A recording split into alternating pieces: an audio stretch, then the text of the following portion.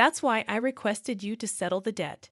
The burden my husband suddenly imposed on me, vanishing without a trace.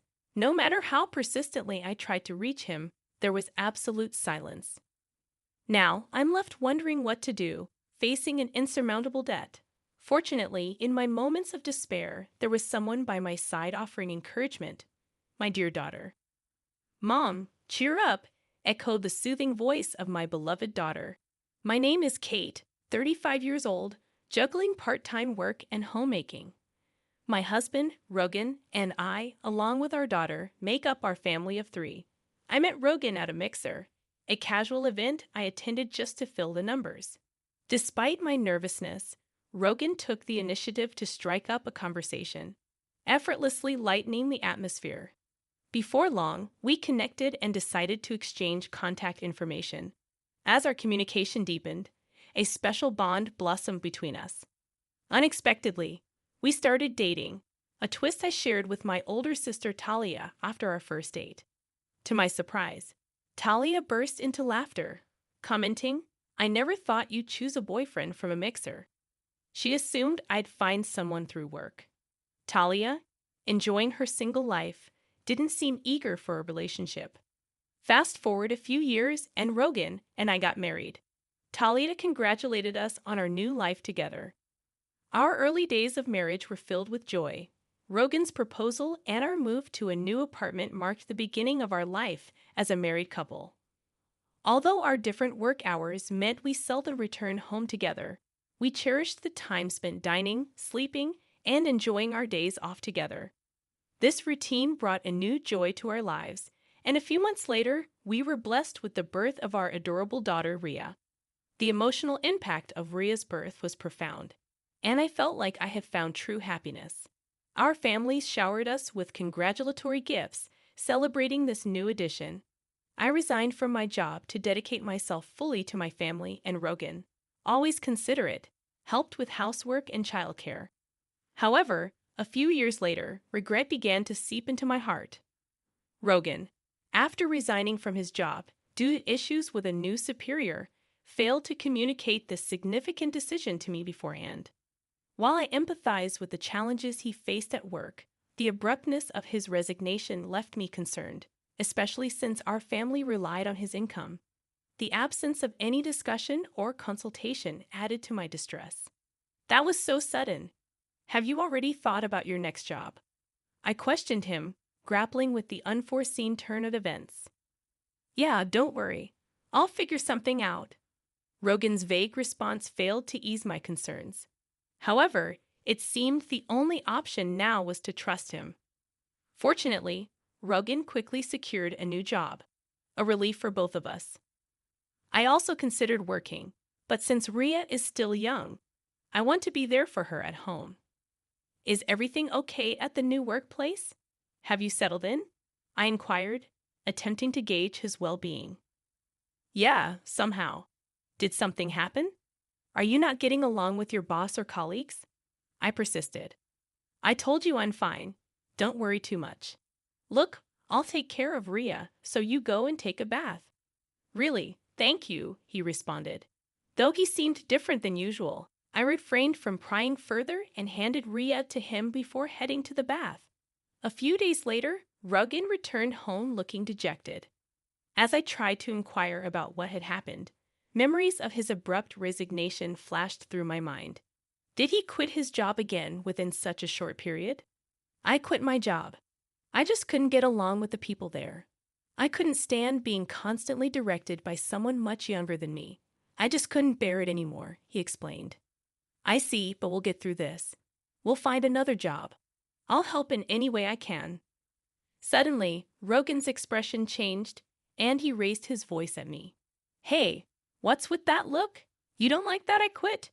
You're able to eat because I work. You just stay at home and you're acting all high and mighty. After throwing his bag onto the living room table, he continued, Shut up. Just be quiet. Unable to contain his anger, Rogan grabbed a whiskey from the fridge and downed it in one gulp. I had never seen him this angry before. I felt terrified at that moment. Despite my gratitude towards him and efforts to be supportive, An extremely angry Rogan shouted at me for a while, then slumped down on the sofa looking grumpy. I was so shocked that all I could do was accept his words, and this incident created a rift in our relationship. Since then, Rogan has been caught in a cycle of finding and quitting jobs, leaving us in uncertainty with many anxious days. I couldn't keep silent any longer. Rogan, can't you be a bit more serious about your job? If you have complaints, then you work and earn money. You rely too much on me, but there's Ria to consider. So, what's your point? Lately, Rogan has been gradually losing interest in Ria and seems to be avoiding her. When Raya was born, he took great care of her and was genuinely happy. Observing Rogan now, he felt like a completely different person. No matter how much I pleaded, Rogan showed no interest in continuing his work. Eventually, I decided to entrust Ria to Talia and started working on my own. I'm really sorry for having to leave her with you. I apologized to Talia. It's okay. Raya and I will wait together, she reassured me. Raya, who had just started attending kindergarten, wasn't a major concern. Part of it was because I trusted Talia to take care of her. But Ria was also remarkably mature and calm for her age. She showed interest in newspapers, read them on her own, and could even write long and somewhat complex sentences. Rhea had a quiet disposition and was exceptionally composed for her age. When she started attending kindergarten, I was concerned about whether she'd be able to make friends and effectively communicate with others besides me. However, it turned out I didn't need to worry. Rhea made many friends in kindergarten and enjoyed her time there. As a parent, that was the most heartwarming thing to witness, given the situation. I felt it would be no problem for me to work outside the home. When I started looking for a job, I found one quicker than expected, and I began working full-time. The pay was better than I had anticipated, and even if Rogan quit his job, our finances would probably stabilize. Thankfully, the work environment was also pleasant, and despite the busy days, I enjoyed working. A few years after I began working, Rogan finally found a stable job. It seemed like he had finally found a workplace that satisfied him. Learning this brought a profound sense of relief. Over time, Rogan's demeanor brightened, and he seemed to return to the man I knew in the early days of our marriage.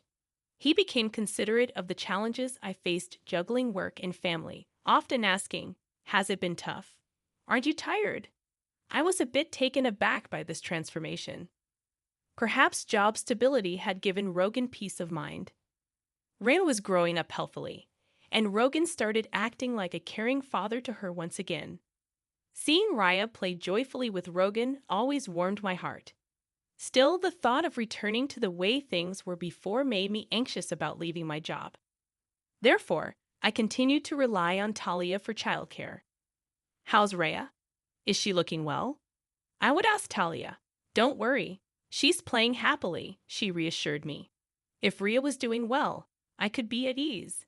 I probably would continue to depend on Talia. I had been considering treating Talia to something she liked as a token of my appreciation.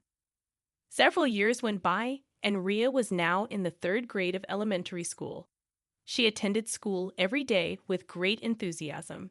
The family's bond was just like before, harmonious and loving. I wondered what had caused the previous rift between Rogan and me.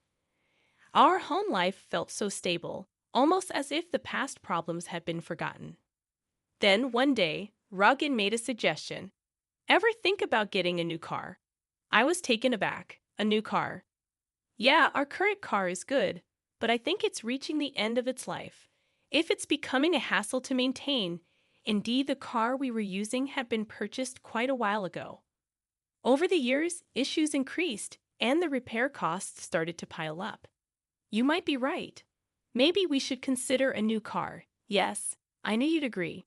By the way, I've already got some catalogs pulled ready." "Thanks." I didn't expect him to be this eager about replacing the car. I was a bit surprised, but we started looking through the catalogs together. "Ria, come here. Which car do you want to ride in?" "Let's decide together." He called Ria over, and the 3 of us enjoyed flipping through the car catalogs together. However, I couldn't have imagined that this day would mark the beginning of an unexpected turn of events. A few months later, the new car that the three of us chose was delivered.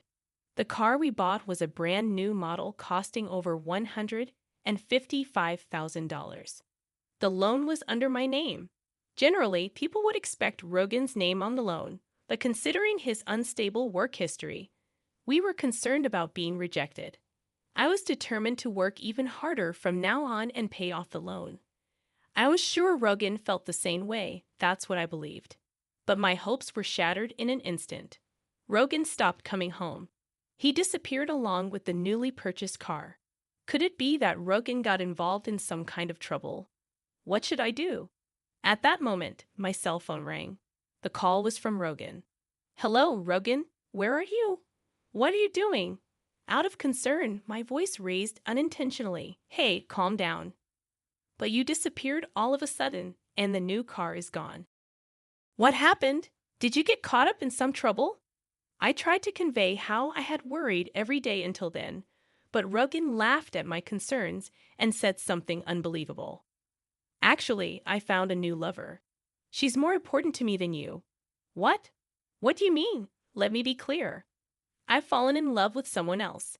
I've already taken care of the divorce notice. I'd appreciate it if you stopped getting involved." "Wait, divorce? I can't believe this." I was shocked by the mention of a divorce notice. However, I remembered a discussion we had during a big fight a while ago. Submitting the application to the court means that both parties agree to the divorce. I deeply regretted letting my emotions take control at that time. "Oh, by the way, I have a debt. I'm counting on you to repay it."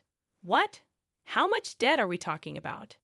"I think $200,000, give or take. I'm leaving all the repayments to you."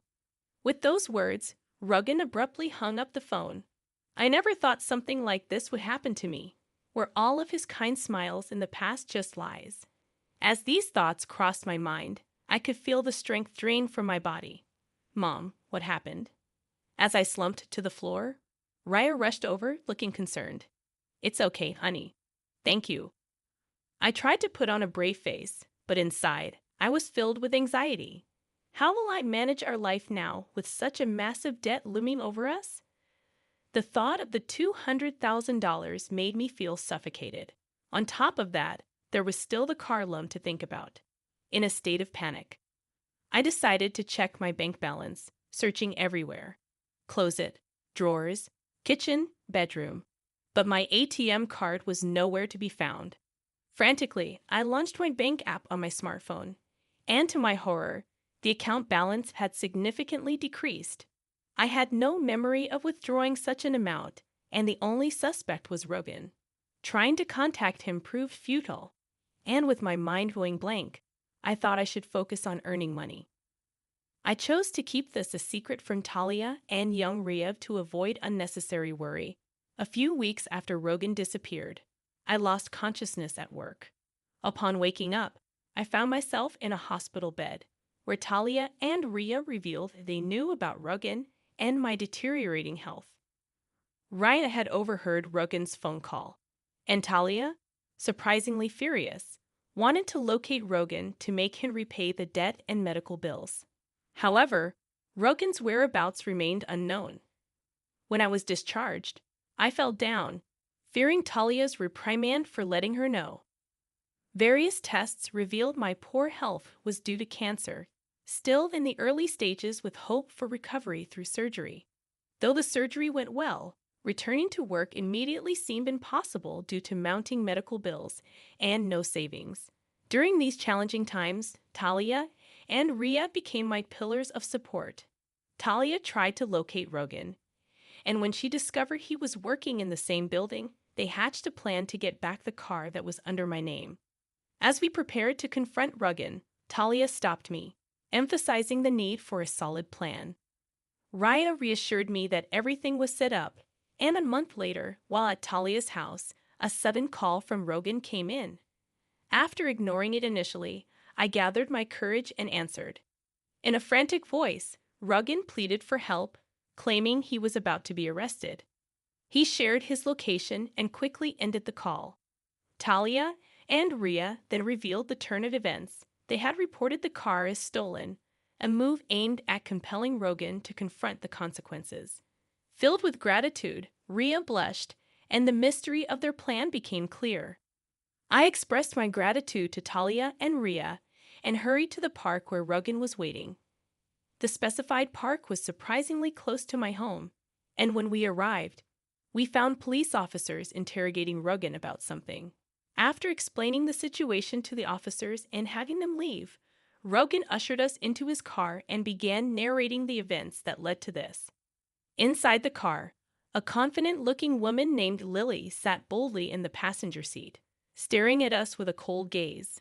Rogan questioned why the police came to him, seemingly unaware of the gravity of the situation. Rhea confronted Rogan, asking why he left them behind and why he wouldn't pay back the money himself. Rogan, visibly shaken, remained silent. Rhea and Talia continued questioning Rogan about his actions and his relationship with Lily. Talia criticized Rogan's irresponsible behavior, constantly changing jobs, and quick temper. Rogan bowed his head in silence, and Lily, visibly irritated, revealed shocking details.